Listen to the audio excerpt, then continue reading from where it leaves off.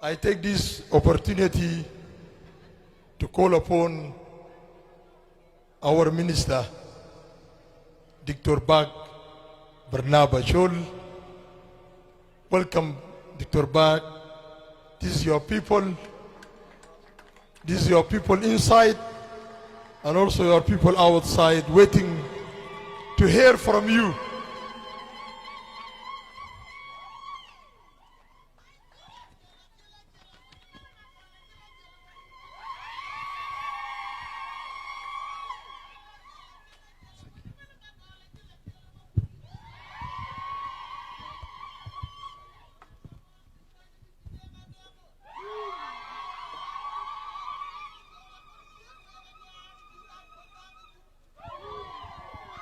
Thank you so much. Please be seated.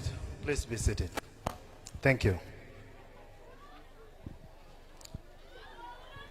Honorable Agog Makur Agog, our Deputy Minister of Finance and Planning, Honorable Johnny Ohisa, Governor of Bank of South Sudan, Honorable Athian Ding Athian, Commissioner General of National Revenue Authority, Honorable Dr. Dier Tongor, former Minister of Finance and Planning, Honorable Kwal Daniel Ayulo, our First Under Secretary, Honorable Benjamin Ayala Kayangwa, Under Secretary for Planning, Professor John Akecha Pruitt, our able Vice Chancellor of the University of Juba, DGs, Directors, Technical Advisors, all our guests, distinguished guests, ladies and gentlemen, good afternoon. Without doubt, this is one of the most wonderful, colorful, and beautiful reception I have ever seen in this ministry. It gladdened my heart. I feel pleased and humble to have been received in this manner. We know welcoming ceremonies are not for long speeches. They are for dancing, expression of happiness, congratulatory messages, and so on. But I want to say a few words as we wait for other occasions and other functions to interact and brainstorm in regards to our operations and performance within the ministry. I want to give words of thanks and appreciation. But first, to our Almighty God, our Father in heaven, for His grace, for His protection, and for His guidance. And more importantly, for facilitating my appointment. You know, I came here by the grace of God. Without God, I would have not been here. Praise the Lord. God is good all the time. Wow. I want to thank His Excellency the President, General Salva Kiir Mayardit, our beloved, selfless, and dedicated leader. Against all odds, he sat in his office and just decided to appoint a mere teacher from the University of Juba. On behalf of youth, I want to say, Your Excellency, thank you so much. We are privileged for this opportunity. I also want to thank the former minister, Honorable Dr. Dier Tongor, for his efforts despite the global economic conditions. And fourth, I want to thank the citizens of this country for their patience and their resilience during this economic hardship. And finally, to my employees at the Ministry of Finance and Planning, starting from the Deputy Minister, all the undersecretaries and DGs and technical advisors, for your commitments, your sacrifices to deliver the most needed services to our people in this republic. You know, in the last 2 days, I have been receiving text, calls, and people were coming to me. Among the 100 of text messages I have received, there was one text that captured my attention. Someone said, "Congratulations, Dr. Buck, but where did you come from?" And I think this is a good question. And you know, this fellow was neither questioning my ethnicity, nor did he intend to know the states of my origin. He's just curious to know my political background and my orientation, and perhaps my professional services too. He just wants to know where I have been. And how is it possible for someone at this age to be appointed as a National Minister of Finance and Planning? And this is a genuine worry, or question, or inquiry. Well, my friend, I'm a public servant. All public servants are not known in the public. I have been working closely with this ministry and the central bank for over 17 years in different capacities. I'm also an assistant professor at the School of Business and Management at the University of Juba. I taught many, including the former First and the Secretaries, Honorable Ochum, Honorable Garang Majak. They were my MBA students, and many others that I have seen in the attendance today. So I'm familiar to those I have interacted with in these two sectors, the financial sector and the educational sector. I'm also an SPLM member. I have been for so long, for over 30 years. I have been a loyal, active member of the SPLM. So I'm neither a stranger to the Minister of Finance, nor do I need an introduction to the politics and the SPLM in this country.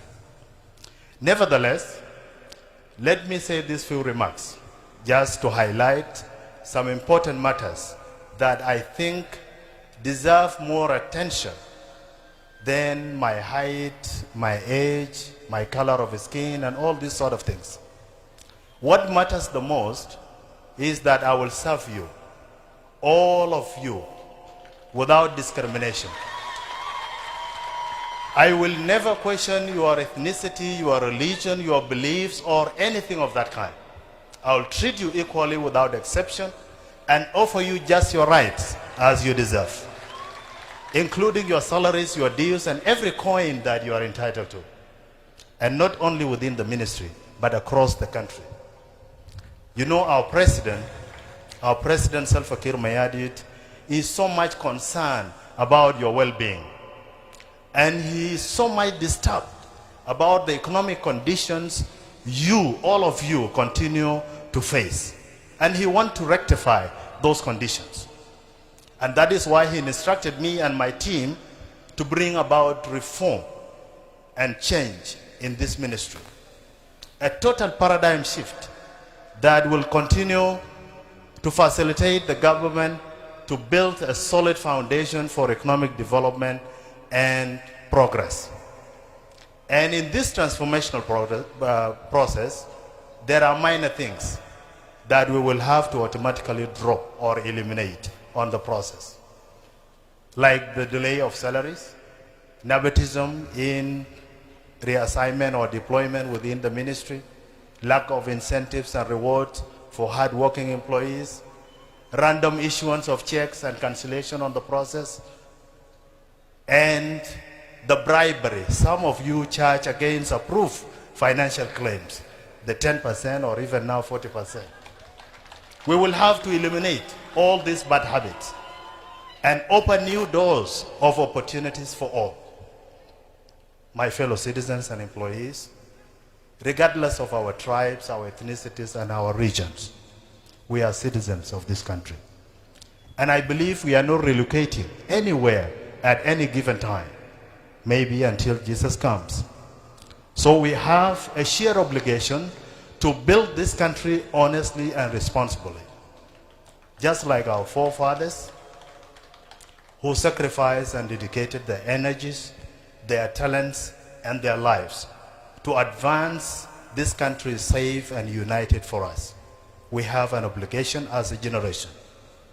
You know, in most cases, people blame government for not building schools, building roads, maintaining security. And it is true that these are core responsibilities of an independent government. But what is your role, if I may ask? What is your role as a good citizen? What is your role as a good follower? You are supposed to produce, you are supposed to pay taxes, and you are supposed to spend even your private salary consciously. Remember, a government can't be strong or realistically generate enough wealth unless its citizens are productive, are honest, and are hardworking. Because it is this individual production that is aggregated to what we call GDP. So I believe this is the right time for economic transformation. I'm here to join hands with you and all the relevant institutions in this country, including the think tanks, universities, independent experts, and donors, to bring about change in the Ministry of Finance and Planning. We will reach out to everybody and shall install suggestion box in my office for complaints and compliments. You know, contractors are tired of our 10% in the ministry. People are tired of budget deficits and overdraft. While many are going hungry, lack of medicines, clean drinking water, rough roads between states, we need change, and it must be now. Let's promise our people quality services, and let's strive to build a strong, sovereign national wealth that will benefit all of us. Let's work hard to transform not only the economics, but the conditions of our country. Let's improve our living standards and thrive to build a strong working economy for all of us. You know, we can be one of the fastest growing economies, not only in East Africa or even Africa, but across the world. If we unite, live in peace, eliminate corruption, and equitably share our national resources, we can be one of the strongest economies. As you may know, the main source of our political, economic, and even social instability is economy. The major source of all these chaos you see around is poverty. It is because we did not focus on developing our economic sectors. We have not chose to allocate sufficient budgets to agriculture, to education, and empowering the security sector. It is because we are poor and hungry. That is why people are killing themselves across the nation. I challenge you, if we provide food to everybody, no one will ever kill his or her brother. I want us to be realistic on budgeting and ceiling allocation. Let's tighten our financial system. And let's promise our people that there will be no corruption in awarding contracts to anybody. Remember, we can't be respected unless we are financially free. We can't even have a voice in regional or international forums unless we are financially free. And we can't even protect our borders if we don't have a strong army, a well-fed army, a disciplined army. And we cannot have all of this if we continue playing cards and dominoes along the roadsides instead of producing.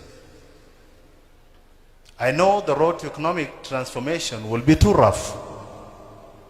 I know I'll be called names. I'll be opposed. I may even be threatened to death. But I want to promise you, I will stand my ground. I'll try my best. I'll persist in pursuing a new path to economic recovery and reform. And I will do whatever that favors the majority.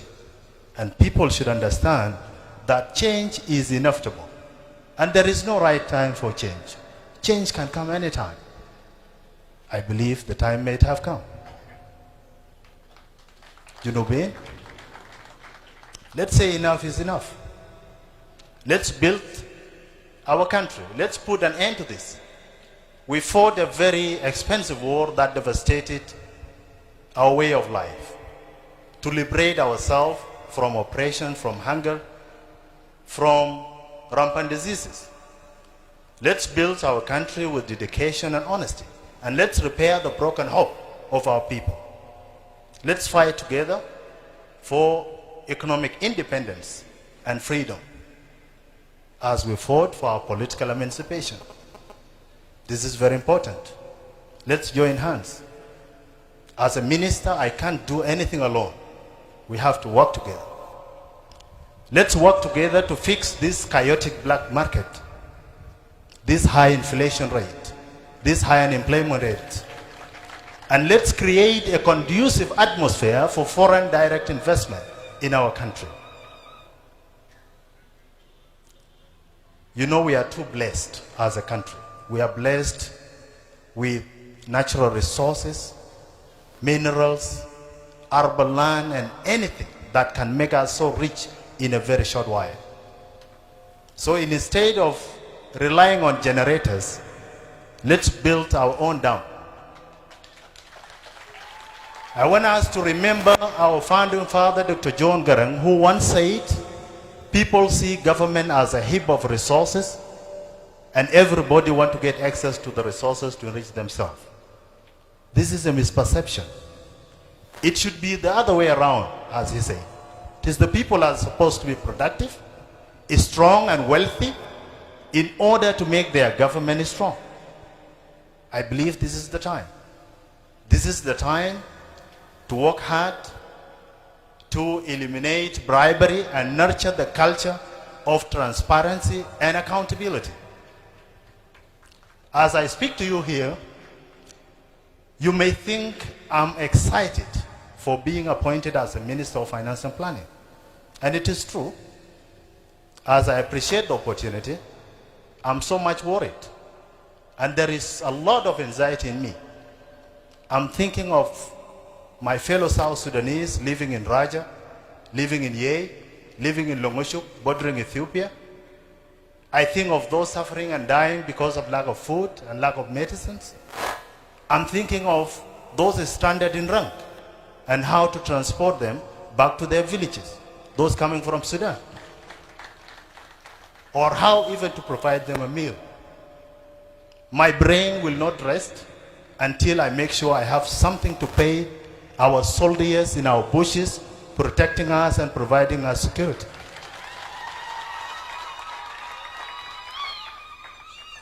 I'm so much worried here about citizens in Juba, those who cannot afford transport because of the fuel prices, those coming from Jebel Denka, from Munuki, on foot because of the fuel prices, or even those sleeping hungry because they don't have food because of the dollar prices. I'm so much disturbed about a woman giving birth back in the villages, but they don't have access to hospitals. I'm so much worried about our diplomats serving abroad, but have gone for years without payment. These are my worries. You know, the trust granted to me by the president is to help him and the government achieve economic and financial stability. Period. There is nothing beyond that.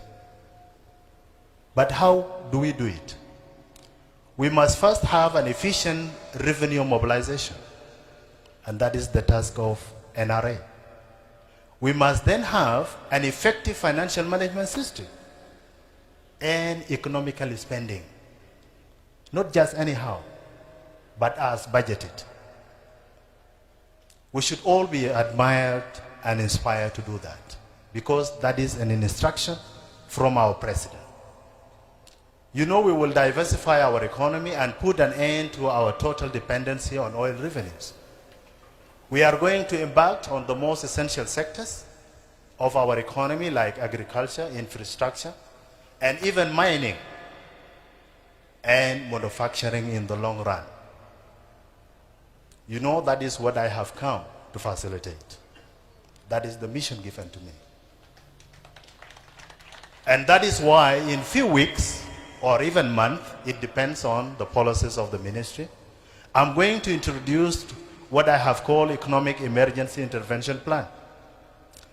This is a policy intended to fix the foreign exchange market by providing essential goods to curb the skyrocketing market prices and also accelerate the implementation of public financial management reforms. Through this policy, we shall also be able to facilitate food items to the flood-affected areas, to the drought-affected areas, and many other areas to rescue our people. We will work together with our colleagues in the economic cluster and the central bank, because part of this policy fall under the monetary policy to enhance the modalities of the implementation. Ya Jamaa, we deserve to live a decent life, just like the rest in the world.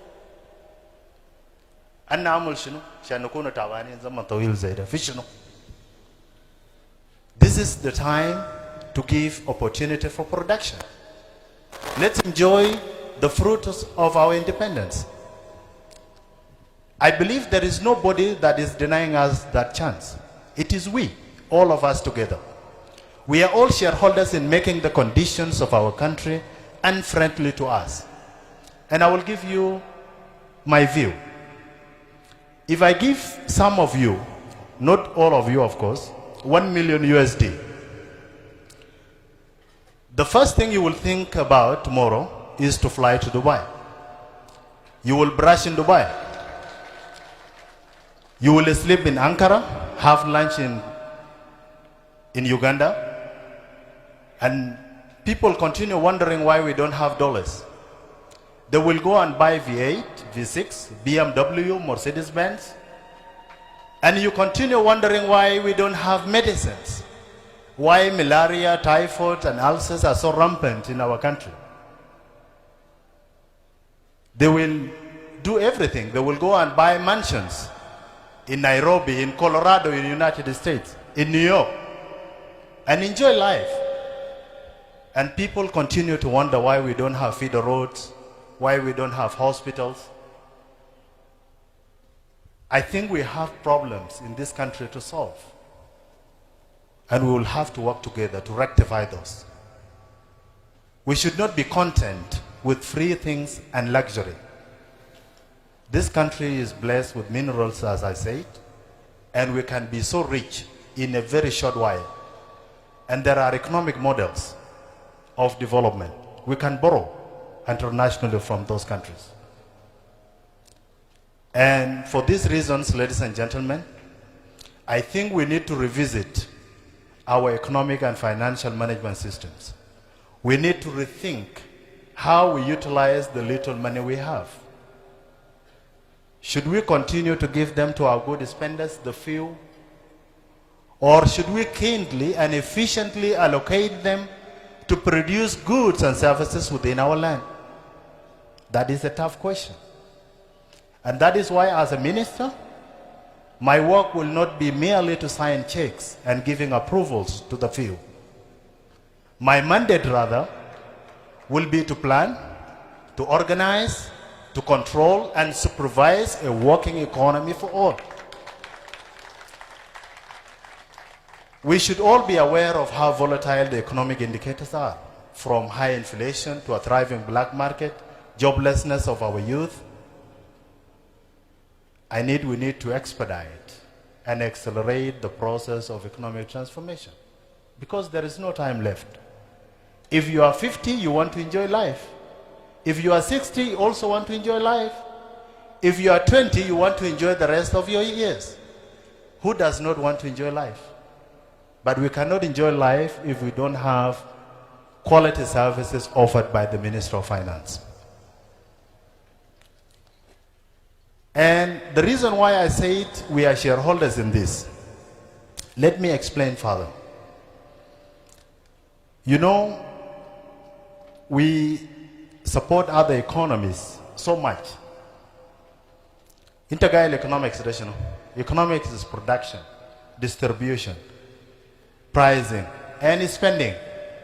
If you spend 90% of your income in other countries, in Uganda, in Nairobi, in Ethiopia, in New York, for your family to pay rent, to pay school fees and enjoy life, what do you think will happen to our pound?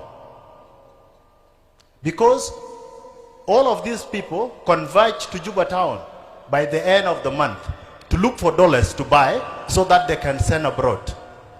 That is the problem. And that is why the burden is not the Minister of Finance. It is our behavior, the way we live. And that is why I say it. Let's rectify this together. And people should understand that economics is a science. Mafi haja fi economics ba mulube go.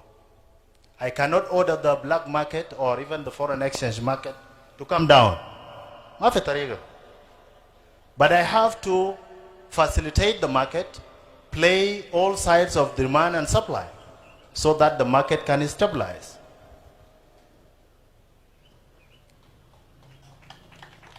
And if the factors of production are land, labor, capital, entrepreneurship, technology, organization, what are we good at as South Sudanese? We may have arable land, yes, but unutilized. A huge amount of unskilled labor that needs training. We don't have capital. We have very little proceeds from the oil. We don't have entrepreneurs supported by the government. We also don't have technology in our production system. Ulisa nas buono sugal iktisad magiraba, iktisad mamashi kwais, wazir malia makwais. But we are not utilizing factors of production. That is the problem. If you want us to grow, let's go for agriculture.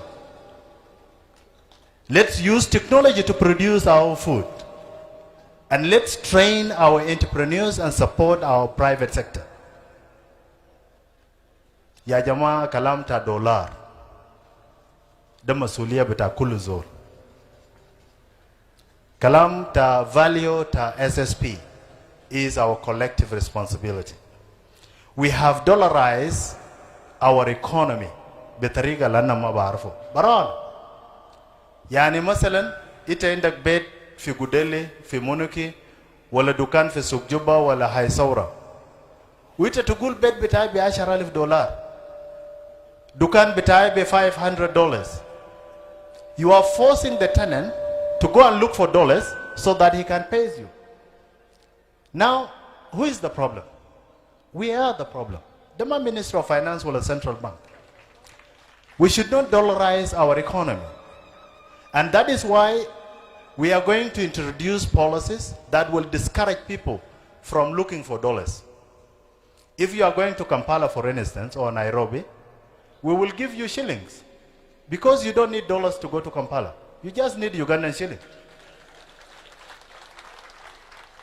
And we are also going to discourage people from buying luxury cars. V8, V6. Ana bas legit V8 de jahez. Lokan khalone baraya ana bijib hato. Because these expensive commodities are very costly to our economy. V8 is tamamu sameh, but very expensive to our budget.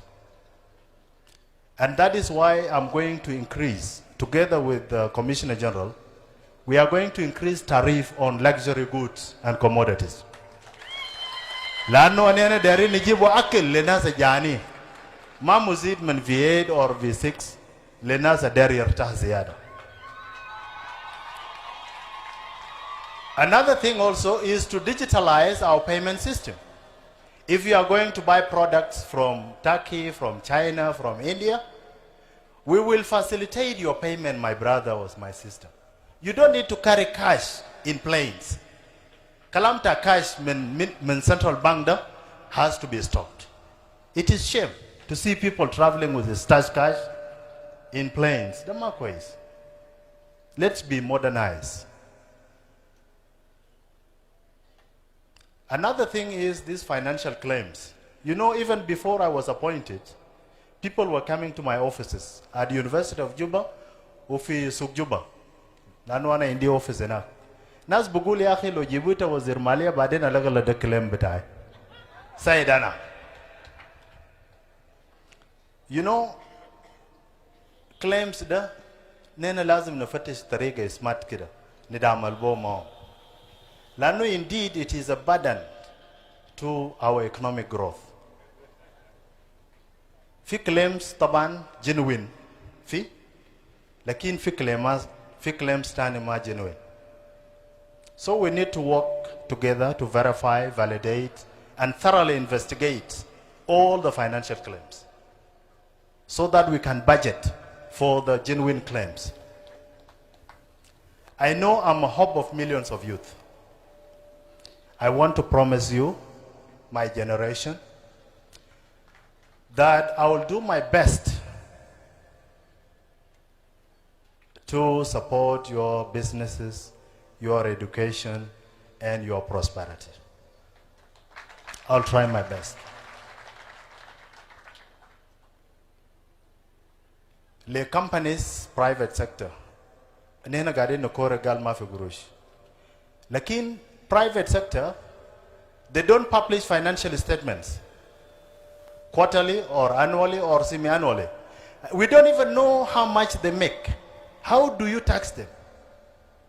We need all the private sector, all the companies, and we have thousands of companies in this country to publish financial statements so that we can know if you are making losses or profits. Naskulu indum companies be back bus. Company alma bi shakalu nas. We need companies that employ people. If your market capitalization is 100 million, you should have more than 200 employees, South Sudanese. Low market capitalization betak 50 million, then you should have adequate number. As I conclude, I want to promise you, my employees, a friendly cooperation with a conducive atmosphere for operation and a long-lasting united family of the Ministry of Finance and Planning. Remember, we are the heart and the backbone of this government and must be the best team ever. I want to reiterate my deepest appreciation and thanks to the organizing team, to our artists, to my family, to all my brothers and sisters who came to jubilate with the ministry at this particular time. I talked much, but that is the nature of a teacher. You know, we even forget time. Eh? So bear with me. Thank you so much. I appreciate, and I'm looking forward to cooperating with you in this transformational period. This is a transformational phase. Thank you so much.